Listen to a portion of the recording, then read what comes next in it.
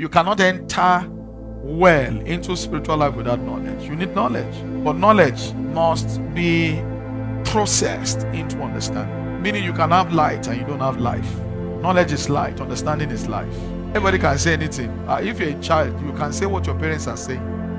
That does not mean you carry authority. So I'm saying this so that, because in an assembly of knowledge, there's a temptation for people to be puffed up. You can even think you know more than your leaders.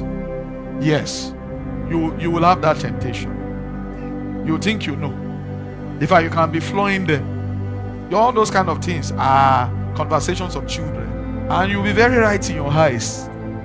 You know the way a teenager is. You have spiritual teenagers. When you start coming into some level of knowledge, you are like a teenager in the spirit. But your knowledge does not show your stature.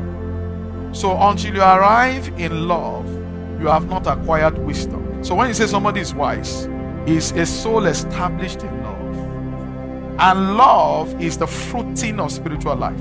When you are in love, you're already bearing fruits, showing that you're already profiting. Now, there's a difference between a man of knowledge and a man of understanding and a man of wisdom. At the time you have knowledge, you don't have fruits yet. When you move into understanding, you start budding fruits gradually. By the time you are wise, you have full fruits. And your conversation shows your level. It's your conversation that always shows your level. It's not your knowledge. So in the spirit, a wise man shows fruits of conversation of meekness. How you know that somebody is wise? It's not by how he parrots a word, or how he demonstrates conversation of wisdom. When you are wise, your wisdom is demonstrated by meekness. I can say meekness there is just a summarization of the fruits of the spirit, or the fruiting of spiritual life. So when you are profiting in spiritual life, we can call it meekness. So a meek man is a man that has met Christ. Meaning the old man is not meek.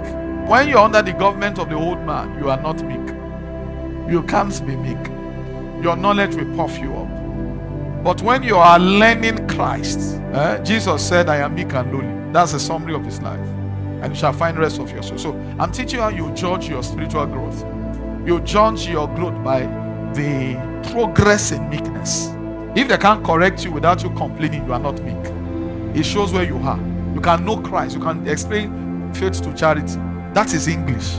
Meekness is a fruit of the level of Christ's life you have what? Attained.